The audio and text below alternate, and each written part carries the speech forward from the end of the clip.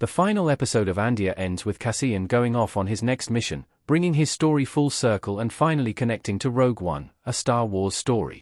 Since Andor premiered in 2022, fans have eagerly waited to see how the series would tie into Disney's first Star Wars spin-off film. Showrunner Tony Gilroy, the cast, and the crew did a marvelous job creating a brilliant Andor series finale while seamlessly transitioning into the events of Rogue One. While fans like me have watched Rogue One several times, it may have been some time since others last saw the movie. Certain viewers may also have watched Andor without having seen Rogue One, which may cause the show's final episode to feel surprisingly inconclusive. Whatever your perspective on the Andor series finale, here's where Cassian went and how it connects to Rogue One. Who is Tivik, the informant Cassian is meeting at Kafrene? Cassian Andor's Rogue One debut.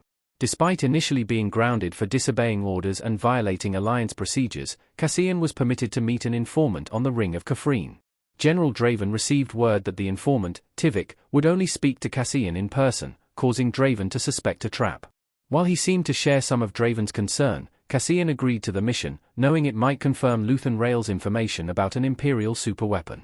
Andor teased that General Draven has a number of agents in Saw Gerrera's partisans, which doesn't exactly help the distrust between the Gerrera and the Rebel Alliance. Tivik is one of these informants, and he and his sister are based on Jeddah. Clearly Tivik and Cassian had worked closely together for some time, with Cassian serving as his handler. This leads to Cassian's first scene in Rogue One, where he meets Tivik in a dark alley on the Ring of Kafrene.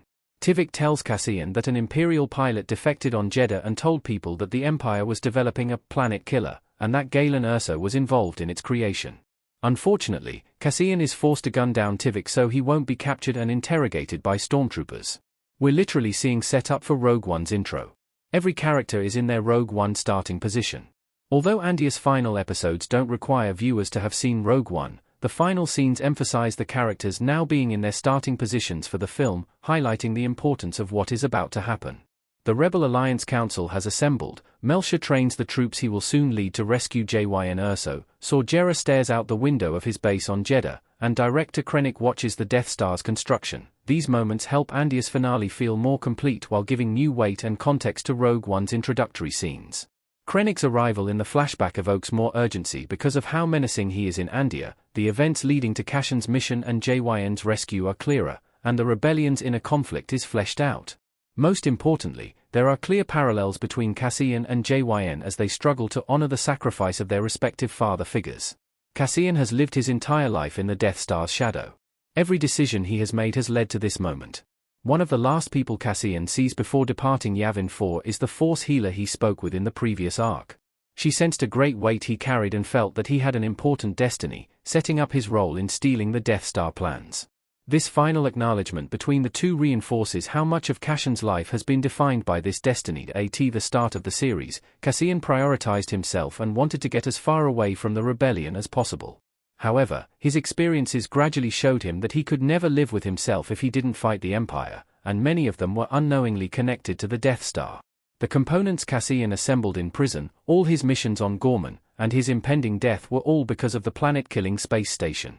It's tragic how Cassian's entire life was building to his part in stopping the Death Star, and Andor Season 2's ending adds to the tragedy by revealing he never got to meet his son. Of course, if Cassian hadn't embraced that destiny, then the rebellion never would have stopped the Empire. Andor's final episodes beautifully capture both sides of Cassian's arc and perfectly set up Rogue One, a Star Wars story.